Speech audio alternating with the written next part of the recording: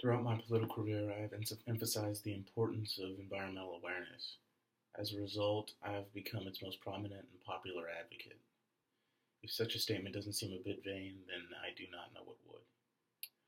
While my reverences derive from popularity, I take no pride in simply spreading the word. My role in assuring a sustainable future for this nation is minimal. I cannot stress enough how small a man I feel myself to be when facing the first global, undiscriminating, and unparalleled trial that has ever befallen mankind.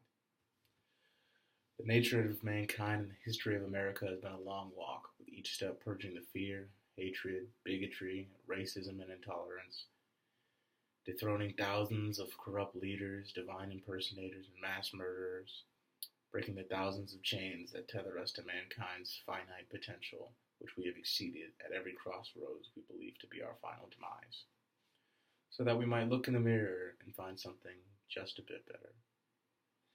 I first spoke on the issue of climate change in 1997 as Vice President of the Clinton administration 20 years ago, and have not faltered since. When they ask me why, I tell them, because while even to this day the change needed to come slower than necessary, slower than I myself will see come to fruition, and slower than I know we are capable of. I know that if history has taught us anything, that history's miracles do not happen when we need them, but because we need them. Because when the world needs a miracle, we have yet to fail to find it in ourselves, often at the last possible moment, to make miracles happen. The problems of the past have been handled more often than not through sacrifice. When plagued by evil, mankind reacted. We came together and fought to remove the world's wicked. In the past, when faced with our demise, we only found people on the other side, something tangible to remove, whether it be by protest or war. Never before has unity been required for us to survive. Global warming is not something you can kill. It has no immediate incentives and requires a state of cooperative unanimity of unprecedented proportion. Never before have we needed to purge an evil that the vast majority of the world has contributed to and relies on, polluting our atmosphere. As I have said, I am confident in humanity, and my belief in man-made miracles is unwavering, but I am also afraid. I remember a time when our greatest challenges faced us head on, the Cuban Missile Crisis, civil rights, or World War II. Today, it is different. Today, it looms overhead, and life's ever-progressing horror film precludes us from looking up. What each of these have in common in the United States is the timing. What all three of these events have in common is how change came at the absolute last fucking second humanly possible. We were late to end slavery. We were the last nation to join the war against Nazism. And we were the last to cease the production of nuclear arms. This time, it's different, America. Today, we cannot look our enemy in the eye, and that has driven so many to deny its existence in fearful ignorance. We cannot see it, but just because we cannot see it doesn't mean it isn't real. This time is different. This time we cannot be last because we are the greatest contributor to this cataclysm. If we are last, then everyone loses.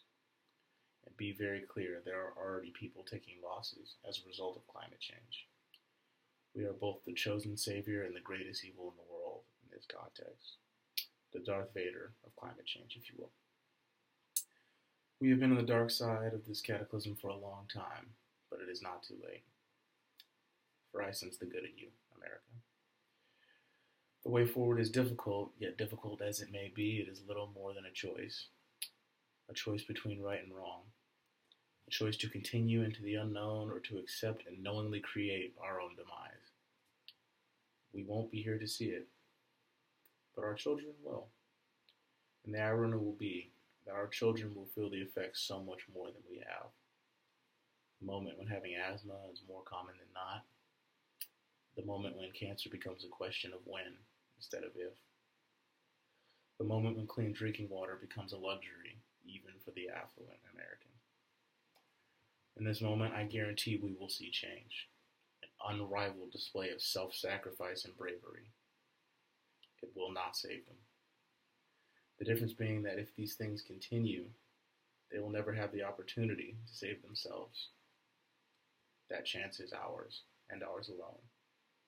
For our children, America, we cannot be last again.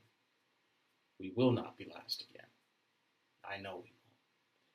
Great strides are already being made and goals are being exceeded, as is customary in my home.